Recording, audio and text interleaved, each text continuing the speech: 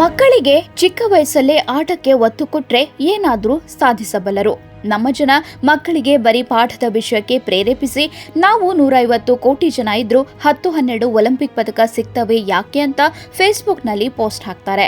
ಅವರ ಜೊತೆ ಈಗ ಅಧಿಕಾರಿಗಳು ಕೈಜೋಡಿಸಿದ್ದಾರೆ.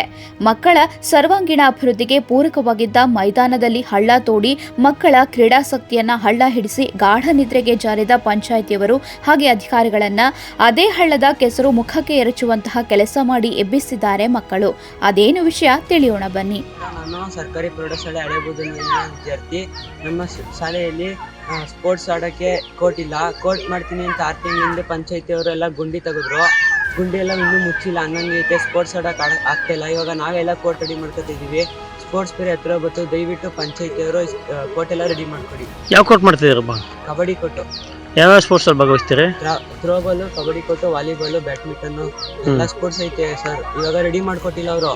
ಅದಕ್ಕೆ ನಾವು ಸ್ಪೋರ್ಟ್ಸ್ ಬೇರೆ ಹತ್ರ ಬಂತಲ್ಲ, ಟ್ರೈನಿಂಗ್ ತಗೊಳಕ್ ಆಯ್ತಲ್ಲ, ಅದಕ್ಕೆ ನಾವೇ ರೆಡಿ ಮಾಡ್ಕೊಂಡು ಆಡ್ತಾ ಇರ್ತಿದೀವಿ. ಆ ಊರಿನ ಶಾಲೆ ಆವರಣದ ಮೈದಾನವನ್ನ ಅಭಿವೃದ್ಧಿ ಮಾಡೋದಾಗಿ ಹಳ್ಳ ತೆಗೆಯಲಾಗಿತ್ತು. ಆದ್ರೆ 6 ತಿಂಗಳು ಕಳೆದರೂ ಕೂಡ ಪಂಚಾಯಿತಿಯವರಾಗ್ಲಿ ಅಥವಾ ಅದಕ್ಕೆ ಸಂಬಂಧಪಟ್ಟವರಾಗ್ಲಿ ಹಳ್ಳ ಮುಚ್ಚಲು ಮನಸ್ಸು ಮಾಡಲಿಲ್ಲ.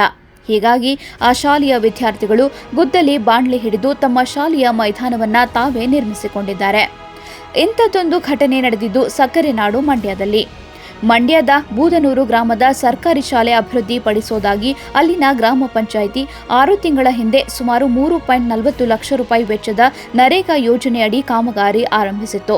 ಆದರೆ ಶಾಲಾ ಆವರಣದಲ್ಲಿ ಗುಂಡಿ ತೆಗೆದಿದ್ದು ಬಿಟ್ಟರೆ ಬೇರೆ ಯಾವ ಕೆಲಸವೂ ಸಹ ಆಗಿರಲಿಲ್ಲ. ಹೀಗಾಗಿ ಮಕ್ಕಳು ಶಾಲಾ ಆವರಣದ ಮೈದಾನದಲ್ಲಿ ಆಟವಾಡಲು ಸಾಧ್ಯವಾಗದೆ ಕಂಗಾಲಾಗಿದ್ರು. ಏನು 3 ಲಕ್ಷ ರು ವೆಚ್ಚದಲ್ಲಿ ಮಹಾತ್ಮ ಗಾಂಧಿ ಉದ್ಯೋಗ ಖಾತ್ರಿ ಯೋಜನೆಯನ್ನ 6 ತಿಂಗಳಿಂದ ಅನುಷ್ಠಾನಗೊಳಿಸಲಾಗಿದೆ.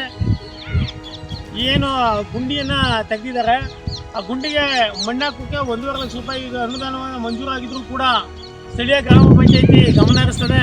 ಶಾಲಾ ಮಕ್ಕಳು ಬೇಸತ್ತು 6 ತಿಂಗಳಿಂದ ಆಟ ಆಡೋಕ್ಕೆ ಅನಾನುಕೂಲ ಉಂಟಾಗಿ ಇವತ್ತು ಈ ಥರದ್ದು ನುಜ್ಜುಗಲ್ಲು ಹಾಕೊಂಡು ಆಟ ಆಡೋಕ್ಕೆ ಬಂದಿದ್ದಾರೆ. ಸರ್ಕಾರಿ ಶಾಲೆಗಳು ಮುಚ್ಚೋಗುವಂಥ ಸಂದರ್ಭದಲ್ಲಿ ಈ ಏನು ಸ್ಥಳೀಯ ಗ್ರಾಮ ಪಂಚಾಯಿತಿ ಆಡಳಿತದ ನಿರ್ಲಕ್ಷ್ಯದಿಂದ ಇಂಥ ಅವ್ಯವಸ್ಥೆ ಆಗಿದೆ. ಶಾಲಾ ಮಕ್ಕಳು ಇವತ್ತು ಏನು ಆಟದ ಮೈದಾನವನ್ನು ಸರಿಪಡಿಸ್ಕೊಳ್ಳುವಂಥದ್ದು, ಸಿದ್ಧಪಡಿಸ್ಕೊಳ್ಳುವಂಥ ಕೆಲಸ ಮಾಡ್ತಾ ಇದ್ದಾರೆ. ಇದು ಅಕ್ಷಮ್ಯ ಅಪರಾಧ. ಏನು ಶಿಕ್ಷಣ ಸಚಿವರು, ಶಿಕ್ಷಣ ಇಲಾಖೆ ಅಧಿಕಾರಿಗಳು ದಯವಿಟ್ಟು ಈ ಕಡೆ ಗಮನ ಹರಿಸಬೇಕು. ಪಂಚಾಯತ್ ರಾಜ್ ಇಲಾಖೆ ಅಧಿಕಾರಿಗಳು ಕೂಡ ಈ ಪಂಚಾಯತ್ನ ಅವ್ಯವಸ್ಥೆ ಮತ್ತು ದುರಾಡಳಿತದ ವಿರುದ್ಧ ದಯಮಾಡಿ ಕ್ರಮ ವಹಿಸಬೇಕು ಅಂತ ನಾನು ಈ ಮೂಲಕ ಒತ್ತಾಯಿಸ್ತಾ ಇದ್ದೀನಿ. ಇನ್ನು ಕಾಮಗಾರಿ ಪೂರ್ಣವಾಗದ ಹಿನ್ನೆಲೆಯಲ್ಲಿ ತಮ್ಮ ಶಾಲಾ ಆವರಣದ ಆಟದ ಮೈದಾನವನ್ನ ತಾವೇ ನಿರ್ಮಿಸಿಕೊಳ್ಳುವ ಮನಸ್ಸು ಮಾಡಿದ ವಿದ್ಯಾರ್ಥಿಗಳು ಗುದ್ದಲಿ ಬಾಂಡಲಿ ಹಿಡಿದು ಮೈದಾನದ ಹಳ್ಳ ಮುಚ್ಚಲು ಮುಂದಾದರು. ಅದರಂತೆ ಮಕ್ಕಳು ತಮ್ಮ ಮೈದಾನವನ್ನ ಸ್ವಚ್ಛಗೊಳಿಸಿದ್ದು ಅಧಿಕಾರಿಗಳು ನಾಚುವಂತ ಕೆಲಸ ಮಾಡಿದ್ದಾರೆ. ಓದುವ ವಯಸ್ಸಿನಲ್ಲಿ ಗುದ್ದಲಿ ಬಾಂಡಲ್ಲಿ ಹಿಡಿದು ಕೆಲಸ ಮಾಡಿದ ಮಕ್ಕಳ ಕ್ರಮ ವ್ಯವಸ್ಥೆಯ ವ್ಯಂಗ್ಯದಂತಾಗಿತ್ತು. ಖೇಲೋ ಇಂಡಿಯಾದಂತಹ ಯೋಜನೆ ಬಂದರೂ ಕ್ರೀಡಾಪಟುಗಳು ಮುಂದೆ ಬಾರಲಾರದಕ್ಕೆ ಕಾರಣ ಇಂಥ ಭ್ರಷ್ಟರೇ ಅಲ್ಲವೇ?